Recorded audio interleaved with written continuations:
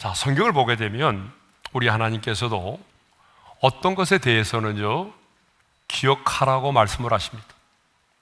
또 어떤 때는요, 기억하지 말라고 말씀을 하세요.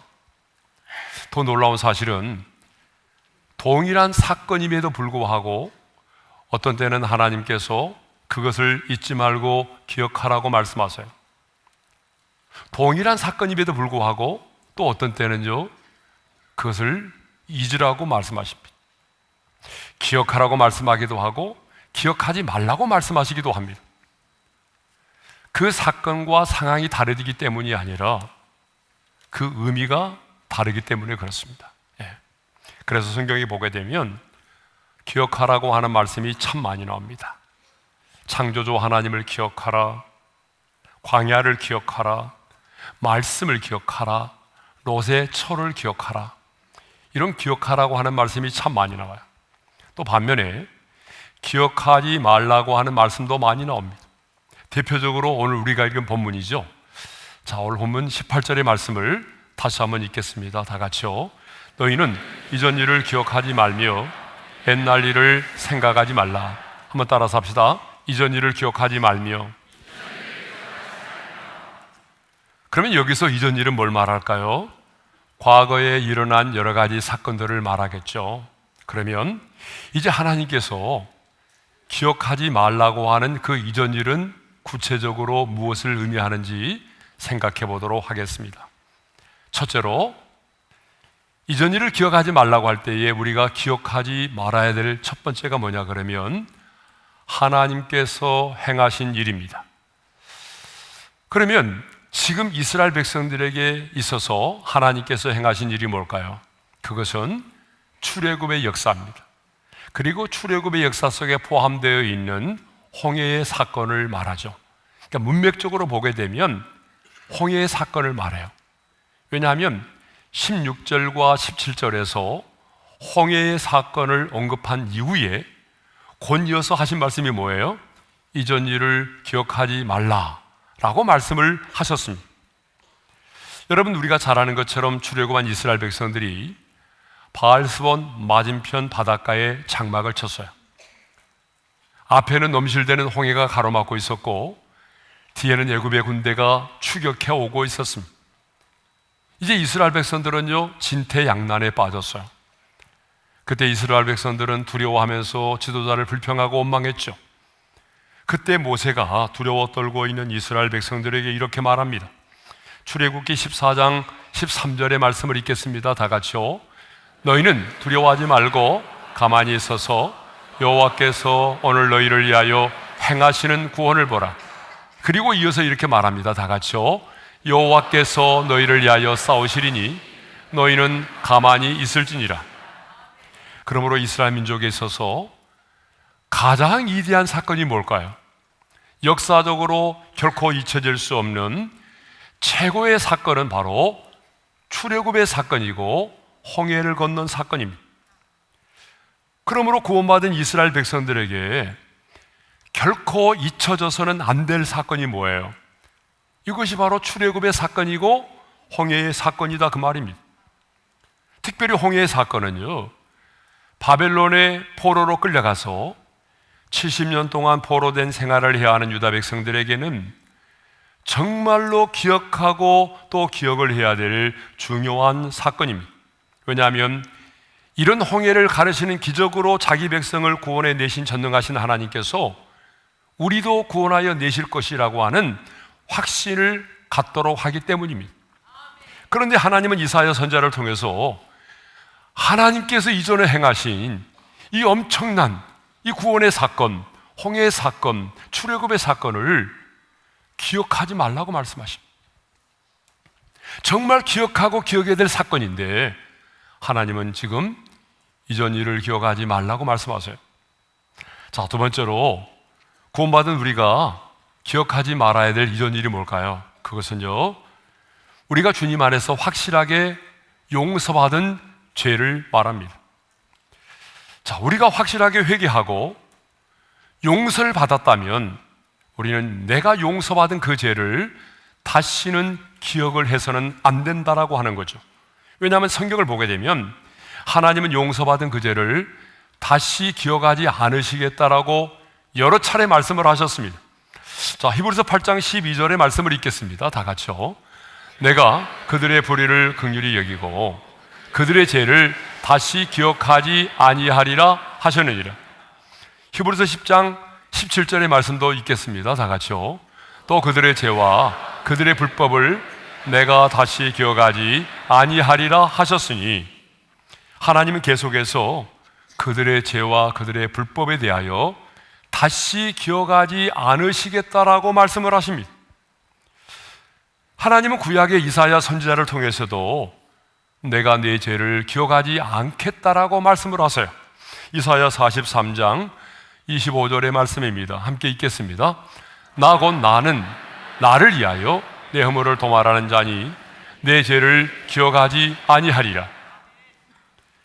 그리고 이사야 55장 7절 하반절에도 하나님은 이렇게 말씀을 하십니다. 다 같이요.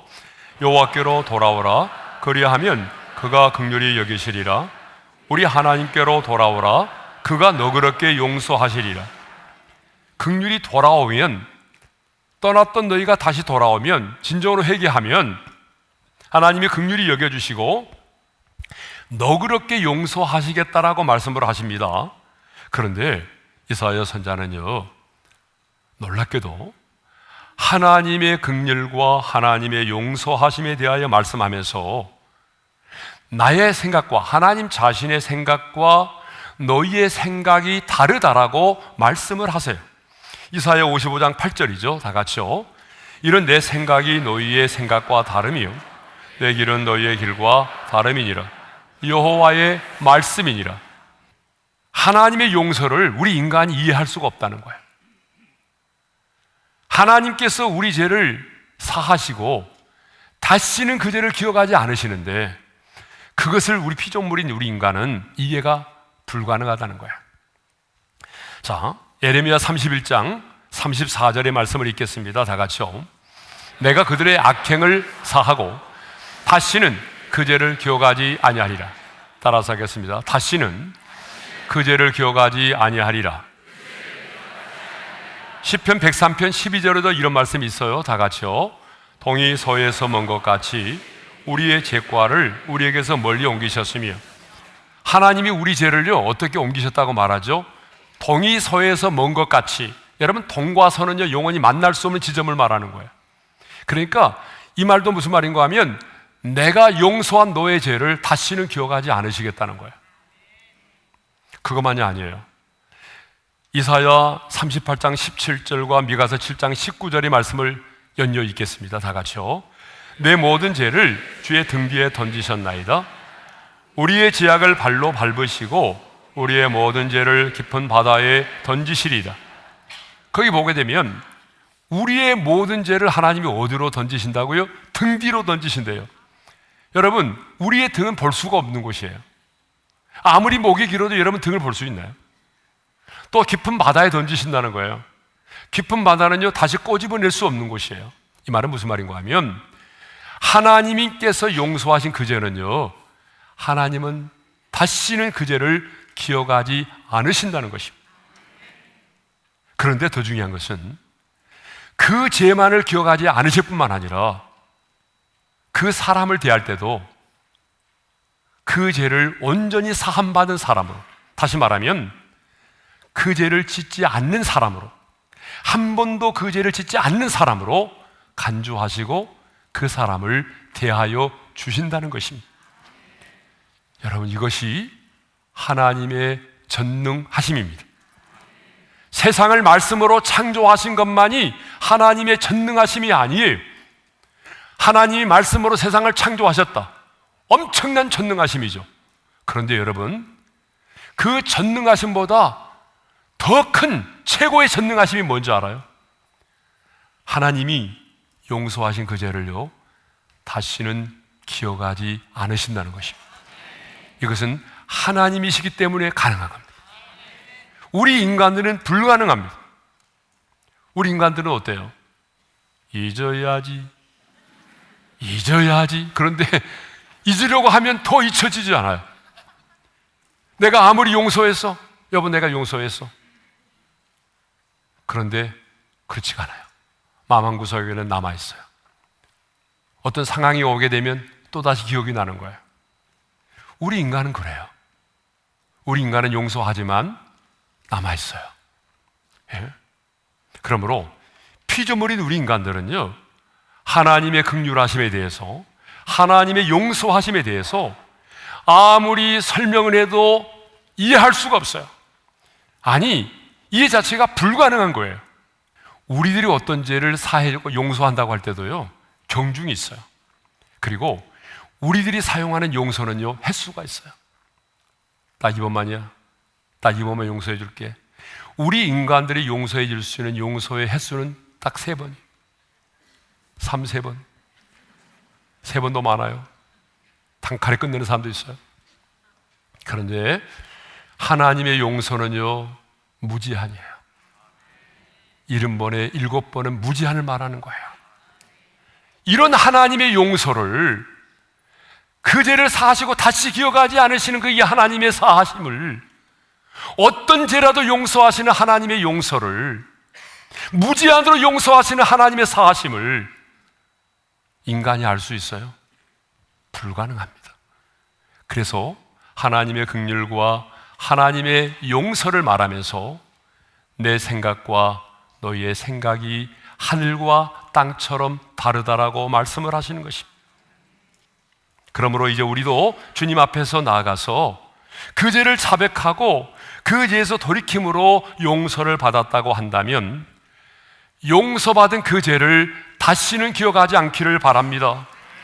왜냐하면 나의 죄를 사하기 위해서 십자가에서 피 흘려 죽으신 예수 그리스도를 온전히 신뢰하지 못하는 행위가 되기 때문입니다. 그래서 무디 목사님은 이런 말을 했어요. 사람이 회개한 것을 또 반복하여 회개하면 하나님을 불신하는 행위다.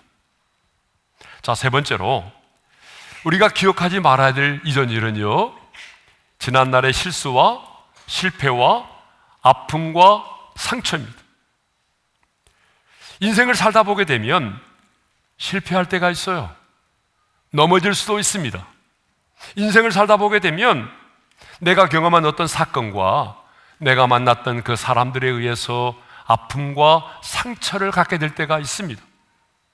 우리 중에 실수와 실패가 없었던 사람이 있습니까? 지금까지 살아오면서 한 번의 실수와 넘어짐도 없었던 분이 계세요? 우리 중에 아픔과 상처가 없는 분이 계십니까? 없어요.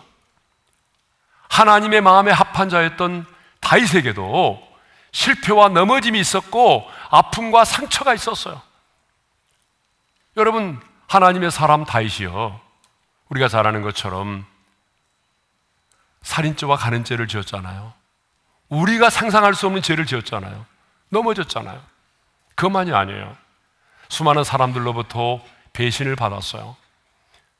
생명을 구해줬던 사울왕에 의해서 10년이 넘는 세월 동안 쫓겨다니는 삶을 살았어요. 그때 마음이 어떠했을 것 같아요? 아니, 자기가 낳은 아들 압살롬에 의해서 배신을 당했어요. 자신의 아들이 아버지를 죽이고 왕권을 찬탈하겠다라고 쿠데타를 일으켰어요. 그리고 군대를 이끌고 예루살렘을 쳐들어왔어요. 그때에 다윗은 신발도 신지 못한 채 울면서 예루살렘을 떠났습니다. 그때 마음 아세요? 얼마나 힘들었겠어요? 얼마나 마음이 아팠을까요? 얼마나 원통함이 생겼을까요? 그런데 시므이라는 인간이 나타나서 돌을 던지면서 다윗을 저주했어요. 그런데 다윗은 이렇게 말하죠. 사무엘하 16장 12절입니다. 다 같이요. 혹시 여호와께서 나의 온통함을 감찰하시리니 오늘 그 저주 때문에 여호와께서 선으로 내게 갚아주시리라. 다윗은요, 시므이가 자신을 저주할 때에 여호와께서 나의 온통함을 감찰하신다고 말합니다. 여러분, 감찰하신다는 말은요, 하나님이 눈여겨보신다는 거예요.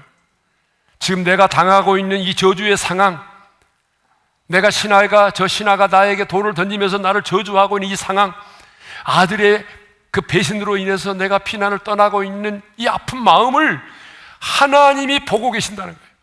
하나님이 나의 온통함을 보고 계신다는 거예요. 예? 그렇기 때문에 이렇게 말하죠. 내 온통함을 감찰하신 하나님께서, 내 마음을 아시는 하나님께서 도리어 그 저주 때문에 선으로 내게 갚아 주실 것이다.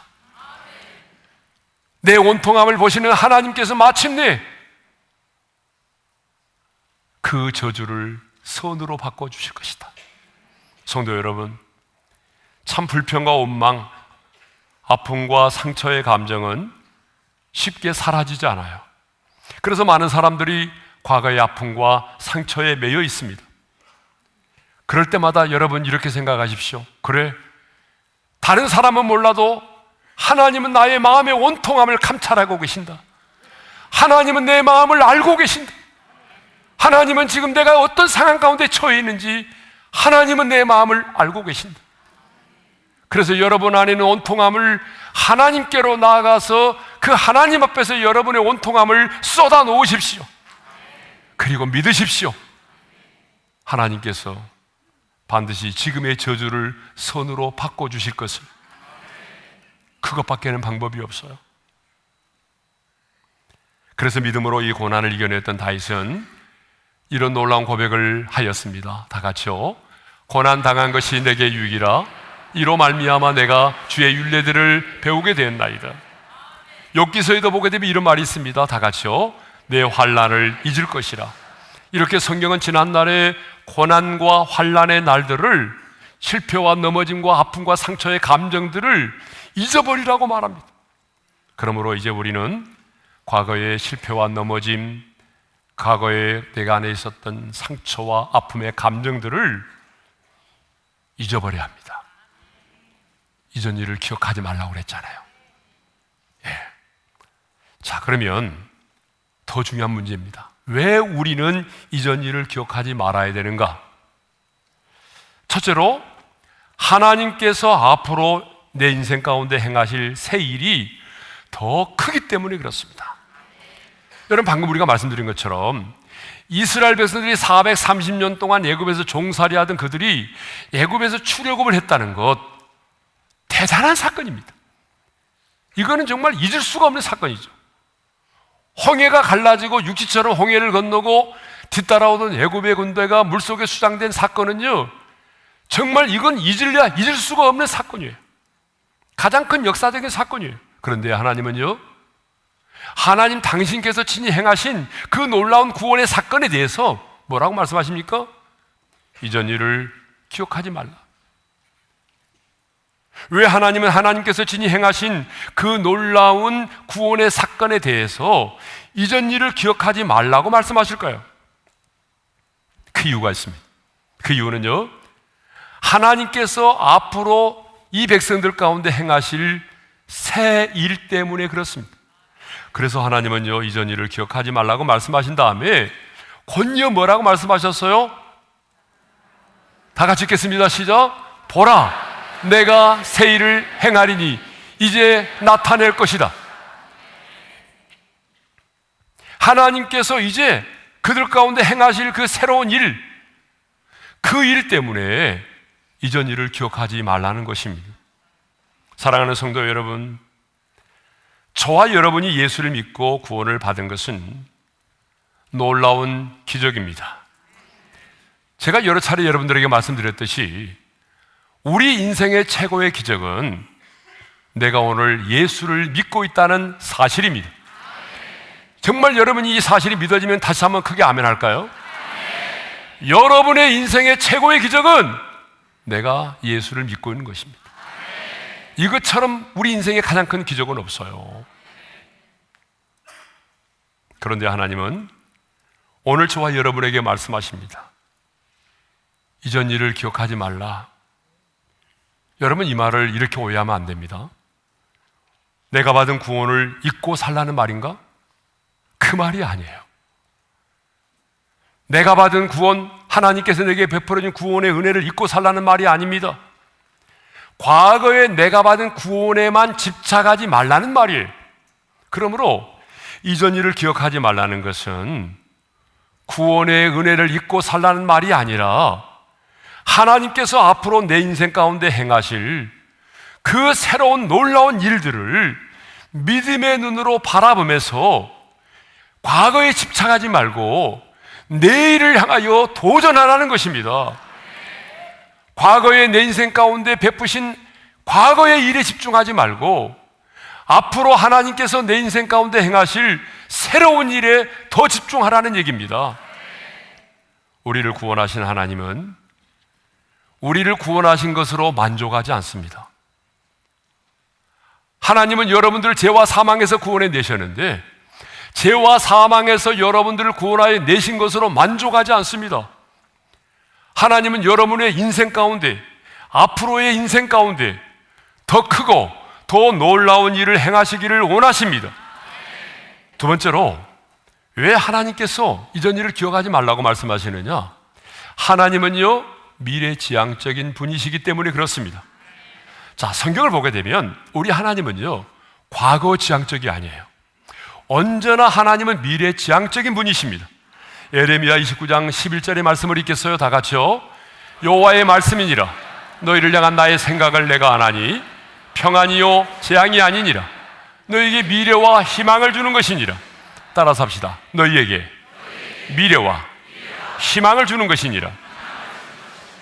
여러분, 이 말씀을 보게 되면 하나님은 언제나 미래지향적인 분이십니다. 반면에 우리의 원수 마귀, 사탄 마귀는요, 언제나 과거지향적이에요. 그래서 끊임없이 우리가 과거에 지었던 그 죄, 과거의 실패와 넘어짐을 가지고 끊임없이 우리로 하여금 참소합니다.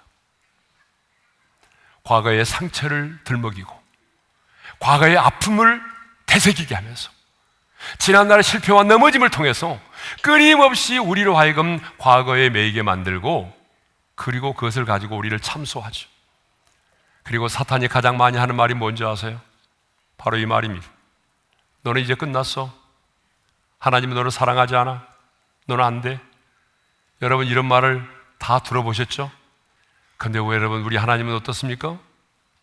뒤에 있는 것은 잊어버리고 표대를 향하여 달려가라고 말하죠.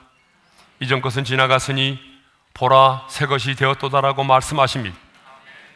하나님께서 제일 우리에게 말씀하시는 게 있어요. 뭔지 알아요? 다시 시작해보자. 네가 아무리 넘어졌어도, 아무리 망가졌어도, 아무리 실패했어도 다시 시작해보자.